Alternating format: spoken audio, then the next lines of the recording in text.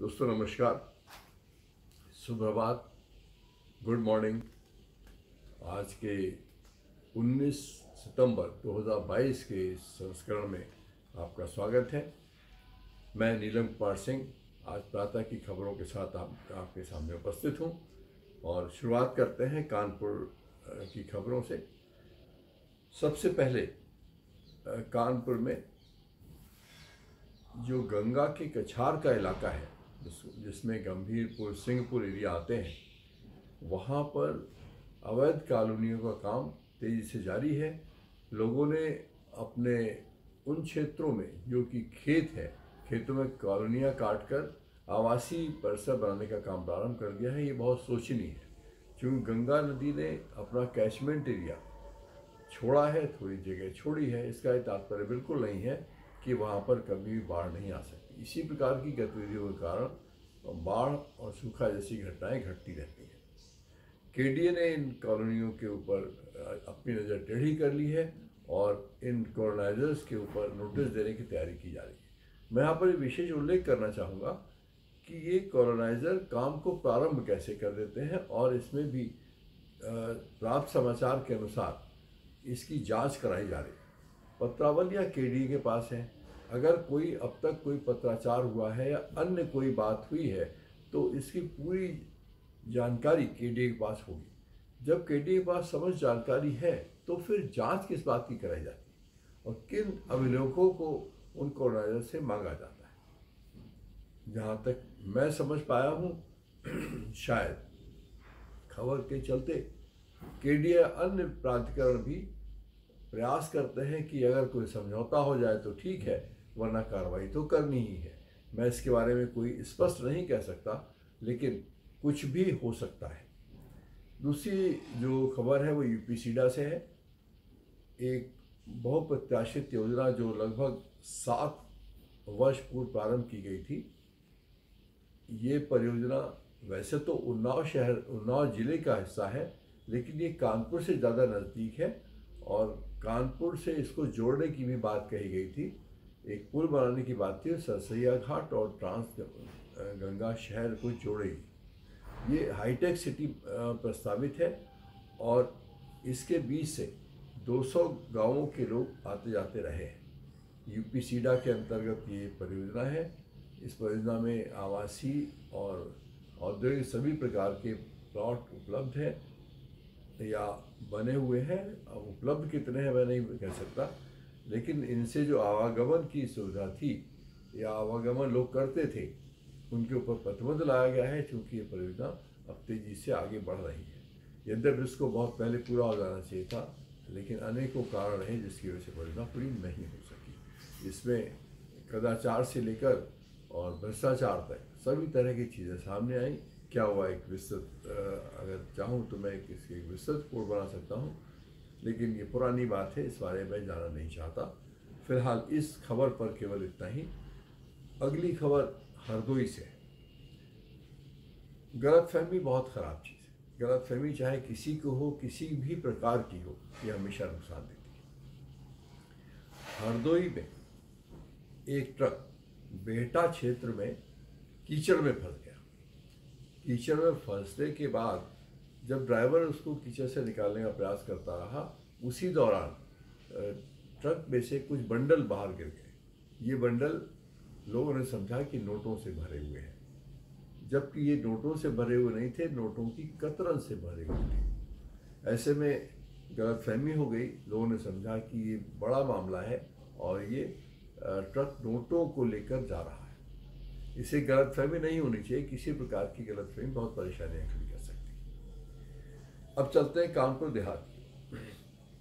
कानपुर देहात के रिनिया क्षेत्र में मैंथा रिनिया मार्ग पर फंदे से लटका मिला एक शव। ये शव किसका था? ये शव था क्षेत्र के पार्षद गोपाल सैनी के साले का।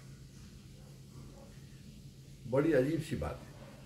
आजकल हम जब भी खबर पढ़ते हैं, मैं कोशिश करता हूं कि उन खबरों में ऐसी दुखद खबरें कम से कम हो, परंतु कुछ खबरें जरूर हैं जिनका उल्लेख करना आवश्यक होगा। गोपाल सैनी उस क्षेत्र के पार्षद हैं। उनके साले साहब ये दर्जी की दुकान चलाया करते थे और काम अधिक होने पर उसी दुकान में ही शटर लगाकर सो जाते थे। जब देर तक वो बाहर नहीं निकले तब दुकान का शटर खोलकर उनको बाहर निकाला गया और ये पाया कि उनका शव कतरन से बंधा हुआ और फंदे से लटका हुआ मिला। बड़ी दुखद खबर है। अब आते हैं हम महिला सशक्तिकरण। महिलाएं अगर अपनी शक्ति का इस्तेमाल कर लें तो क्या नहीं कर सकती। जिस चीज़ को करने के लिए लोग परेशान रहते हैं, पुलिस को व्यवस्था करनी पड़ती है, अगर महिला अपने पर आ जाए तो वो भी कर सकती है। ये मामला अकबरपुर के ओवरब्रिज के नीचे का है। यहाँ पर एक मधु नाम की महिला, जिसके अपराधियों ने चेन खींचने का प्रयास किया, वो भी एक अजीब तरीके से दुपट्टा फेंक कर उसमें चेन फंसाकर खींचने का काम किया। उस महिला ने साहस दिखाया और बाइक सवार लुटेरे को शर्ट पकड़कर नीचे खींच लिया और गिरा दिया। उसके बाद उसको चप्पलों से पीट कर पुलिस के हवाले कर दिया। इस दौरान जो वहाँ पुलिस थी, आसपास जो सिपाही वगैरह खड़े रहे होंगे, वो लोग दर्शक बने रहे। उस महिला ने साहस दिखाया, उसकी चेन भी बची और एक अपराधी पुलिस की चंगुल में आ गया। अब चलते हैं, कुछ रेलवे की खबर जान लेते हैं। वैसे तो ये माना जाता है कि रेल का सफ़र ज़्यादा सुरक्षित होता है। एक वीआईपी ट्रेन है जिसका नाम है पुष्पक। ये लखनऊ से और मुंबई के बीच में चलती है। ये ट्रेन मुंबई से जो लखनऊ आ रही थी, उसमें उरई के पास उड़ीसा के महंत जी सफ़र कर रहे थे। उनके बैग में तथा कथित रूप से 3.2 लाख रुपए, रुद्राक्ष सोने की माला, अन्य कागजात रखे हुए थे और एक मोबाइल फ़ोन भी था, जिसको कि चोरों ने कहें या लुटेरों ने कहें, उसकी चोरी कर ली। इसकी सूचना जब दी गई तो उरई पर ट्रेन को 10 मिनट रुका गया और इंस्पेक्टर ने बताया कि ये मामला उनके क्षेत्र का नहीं है, फिर भी जांच की जा रही है। ये उस इंस्पेक्टर की तारीफ करनी होगी। सामान्यतः पुलिस वाले ये कहकर टाल देते हैं कि मामला हमारे क्षेत्र का नहीं है, लेकिन उस इंस्पेक्टर ने ये कहा कि मामला हमारे क्षेत्र का यद्यप नहीं है, फिर भी मैं इसकी जाँच करूँगा। अब चलते हैं इटावा की। इटावा के सहसों थाने गढ़िया गांव के 2 घरों से 11 लाख रुपए की चोरी। सामान्यतः चोरियां शहरों में ज़्यादा होती थी, परंतु ये घटनाएं अब गांवों में भी पहुंच गई हैं। सोचनी है, विचारनी है, इस पर विशेष ध्यान देने की आवश्यकता है। कानपुर के ब्रजेश त्रिपाठी, जो कि वर्तमान में चित्रकूट में फैक्ट्री लगाए हुए हैं, अच्छी बात है। कानपुर से जाकर एक छोटे शहर में अपनी फैक्ट्री लगाई है, जो कि मसाले बनाने का काम करती है। इसका नाम है प्रिया मसाले। प्रिया मसाले को कल लोक भवन में मुख्यमंत्री द्वारा गुणवत्ता पुरस्कार प्रदान किया गया। ये कानपुर के लिए भी खुशी की बात है और चित्रकूट के लिए भी खुशी की बात है। अब आते हैं, कुछ राष्ट्रीय स्तर की बात कर लेते हैं। केंद्रीय शिक्षा मंत्री धर्मेंद्र प्रधान, शिक्षा बहुत महत्वपूर्ण विषय है। उन्होंने कहा कि शिक्षा नीति 2020 में भारतीय भाषाओं और भारतीय ज्ञान पद्धति पर विशेष जोर दिया गया है। मैं स्वागत करता हूं कि भारत में भारतीय चीज़ों को अधिक ध्यान दिया जाना चाहिए, लेकिन भारतीय के आधार पर किसी अच्छी चीज़ को छोड़ दिया जाए, ये भी बिल्कुल उचित नहीं है। इसके बारे में अलग से कभी विचार करूँगा। आज की खबर शिक्षा के क्षेत्र में इतनी ही। अब कुछ खबर खेल के मैदान से। क्रिकेट के खेल में होवे में होने वाली 3 दिवसीय पहली महिला 1 दिवसीय श्रृंखला में भारत ने इंग्लैंड 7 विकेट से हरा दिया है। अंतर्राष्ट्रीय खबरों में आज महारानी एलिजाबेथ का अंतिम दिन इस पृथ्वी पर है। आज उनका अंतिम संस्कार कर दिया जाएगा। गुजरात चुनाव बहुत महत्वपूर्ण है। हमारे प्रधानमंत्री, हमारे गृह मंत्री गुजरात से आते हैं और बहुत एक्टिव हैं, बहुत तेज तर्राक है, बहुत काम करते हैं। हमारे प्रधानमंत्री जी तो जैसा मैंने सुना है 16, 17, 18 घंटे भी काम करते हैं, करना भी चाहिए, देश के सेवक हैं। तो उनके राज्य में, मतलब जहाँ से प्रधानमंत्री आते हैं, माननीय गृह मंत्री जी आते हैं, वहाँ पर इलेक्शन की शुरुआत हो चुकी है। वैसे तो कतिपय पार्टियाँ ऐसी हैं जो हमेशा इलेक्शन के मोड में ही रहती हैं, लेकिन आज इलेक्शन कमीशन ने भी अपनी नींद को तोड़ा है और इलेक्शन कमीशन की एक टीम गुजरात जा रही है, क्योंकि गुजरात विधानसभा का समय 23 फरवरी को पूरा हो रहा है। उससे पहले चुनाव कराने हैं। 6 महीने के अंदर कभी भी चुनाव करा सकते हैं।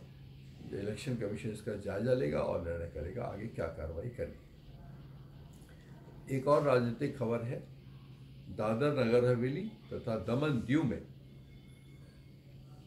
JDU, नीतीश कुमार जी की पार्टी, जो कभी हाल में ही भारतीय जनता पार्टी से अपना गठबंधन तोड़कर अलग हुए हैं, उनकी पार्टी के 1 दर्जन से अधिक विधायकों ने, जो कि दादर नगर हवेली तथा दमन दीव के हैं, JDU का साथ छोड़ दिया है और उन्होंने भारतीय जनता पार्टी का दामन थाम दिया है। आज की खबरों में इतना ही। अगले बुलेटिन का इंतज़ार कीजिए। हम आपके सामने ताज़ा तरीन खबरें लाते रहेंगे। आप हमें सुझाव भी दीजिए, हम आपके सुझाव पर अमल करने का प्रयास करेंगे।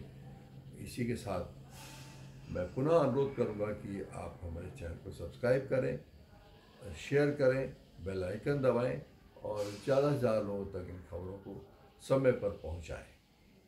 आपका बहुत बहुत धन्यवाद। आपसे पुनः आग्रह है कि आप हमारे चैनल .news फॉर्मरली नीलम सिंह न्यू ब्लॉग को सब्सक्राइब जरूर करें। धन्यवाद, नमस्कार।